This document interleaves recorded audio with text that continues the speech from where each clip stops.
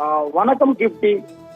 பாஜக நிர்வாக கூட்டத்திற்கு பங்கேற்பதற்காக மதுரைக்கு வந்திருந்த மத்திய உள்துறை அமைச்சர் அமித்ஷாவின் வருகையை அடுத்து தமிழக அரசியல் கட்சியிலேயே மிகுந்த பரபரப்பை ஏற்படுத்தியுள்ளது என்றால் பெரும் மாற்றங்கள் ஏற்பட வாய்ப்பு இருக்கிறது என்று கூறப்படுகிறது.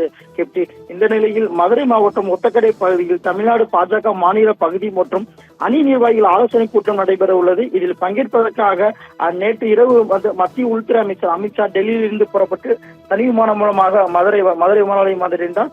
இந்த மதுரை விமான நிலையம் வந்திருந்தவரை மத்திய இணை அமைச்சர் எல் முருகன், பாஜக மாநில தலைவர் நயினா நாகேந்திரன், சட்டமன்ற உறுப்பினர் வானதி சீனிவாசன் மற்றும் முன்னாள் மத்திய அமைச்சர் பொன் ராதாகிருஷ்ணன், மாநில பொதுச் செயலாளர் பேராசிரியர் சீனிவாசன் உள்ளிட்ட ஏராளமான வரவேற்பு கொடுத்தனர்.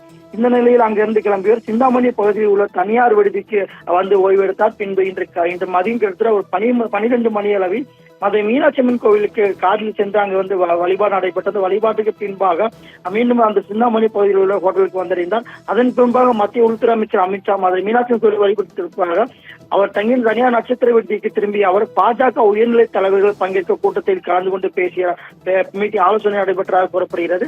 அதில் பேசிய அமித்ஷா, கூட்டணி கட்சிகளையோ அதன் தலைவர்களையோ எந்த விதத்திலும் பாஜகவினர் விமர்சித்து பேசக்கூடாது என்றும், மேலும் பல கட்சிகளை தேசிய ஜனநாயக கூட்டணி கொண்டு வருவதற்கான முயற்சிகள் நடைபெற்று வருவதாகவும் தெரிவித்துள்ளதாக தகவல் வெளியாகியுள்ளது.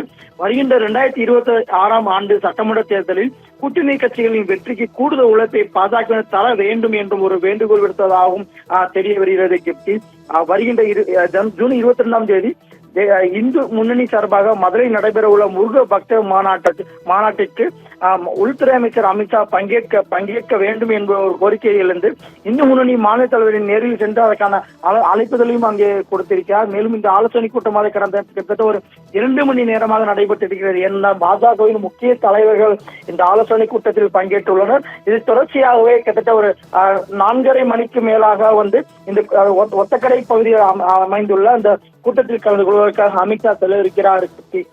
அந்த கூட்டத்திற்கு வந்து அதன் பின்பாக முக்கிய ஆலோசனைகள் அந்த கூட்டத்தில் நடைபெறுவதற்காக ஆலோசனைக்காக தகவல் வெளியாகிறது.